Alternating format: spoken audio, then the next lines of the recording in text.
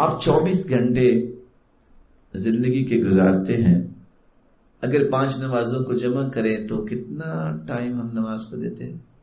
آپ تو خیر متقی آدمی ہیں تو آپ نے خشوع والی نماز 40-45 منٹ لگا لیے، اگر 5 نمازیں پڑھے تو کتنا وقت لگے گا؟ چلو آپ آدھ گھنٹے سے 1 گھنٹہ لگا لیں۔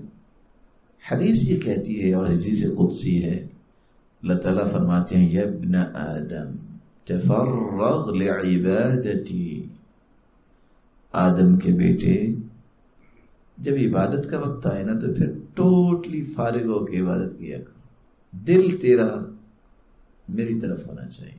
میں کیا کروں گا؟ املأ یدیک رزقا، میں تیرے دونوں ہاتھوں کو رزق سے بھر دوں گا، تجھ سے سنبھالا ہی نہیں جائے گا۔ وَأَمْلَأُ قَلْبَكَ غِنًا، اور تیرے دل کو بھی میں غنا سے بھر دوں گا، تجھے کبھی فقیری کا خوف ہی نہیں آئے گا۔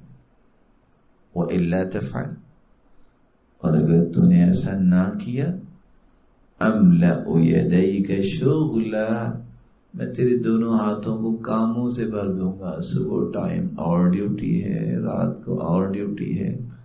وَلَمْ أَسُدَّ فَقْرَكَ، تیرے دل میں کبھی بھی فقیری ختم نہیں ہوگی، مال ہونے کے باوجود تو روتا ہی نظر آئے گا۔ آج عبادت کے اس پہلو پہ مجھے اور آپ کو غور کرنا چاہیے۔ عبادت کا یہ پہلو برکت والا پہلو، آپ مختصر نماز پڑھ لیں لیکن پوری پڑھیں۔ پوری پڑھنے کا طریقہ کیا ہے؟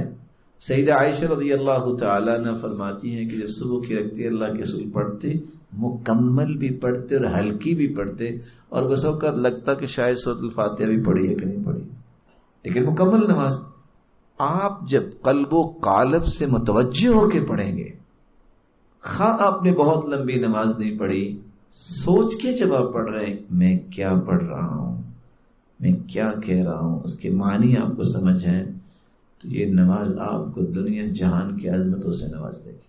بلکہ صحیح بخاری کی شرح میں جو فتح الباری میں ابن حجر اسقلانی روایت لائے ہیں، ایک غلام تھا تو وہ نماز پڑھ رہا، اس نے بہت پیاری نماز پڑھی، جب سلام پھرا تو اللہ کے رسول نے فرمایا ادھر آؤ، جاؤ تم آج کے بعد آزاد ہو۔ اتنا خوبصورت نماز پڑھنے والا غلام نہیں رہ سکتا۔ وہاں کہنے والے نے کیا کہا؟ اگر غلامی سے نجات یہ خوبصورت نماز دلا سکتی ہے تو جہنم سے بھی دلا سکتی ہے۔ اس لیے دل لگا کے نماز پڑھو۔ اور دل کیسے لگے گا؟ سوچو میں کیا پڑھ رہا ہوں۔ اس لیے سلف صالحین پرانے جب کسی کو نصیحت کرتے، ہم کہتے ہیں نا آج کل تو وہ عادت ہی نہیں بن گئی ہے، پرانے زمانے میں جب کوئی آتا تھا انکل ماموں کو آتا جلدی سے اپنی ڈگریاں لے کے آتے، میں نے یہ بھی پڑھ لیا، میں نے یہ بھی پڑھ لیا۔ آج زمانہ زیادہ ترقی کر گیا ہے، جب بھی کوئی بڑا آتا تو جلدی سے وہ البم لے آتے ہیں، میں نے یہاں کھڑے ہو کے بھی پکچر اتروائی، میں نے یہاں بھی اتروائی، میری نا اس سے بھی ملاقات ہوئی۔ اب وہ دور ہی ختم ہو گیا ہے۔ لیکن وہ نصیحت کیا کیا کرتے؟ اتق اللہ، اللہ سے ڈر جاؤ۔ دوسری نصیحت کیا کرتے؟ بیٹا نماز سوچ کے پڑھا کر۔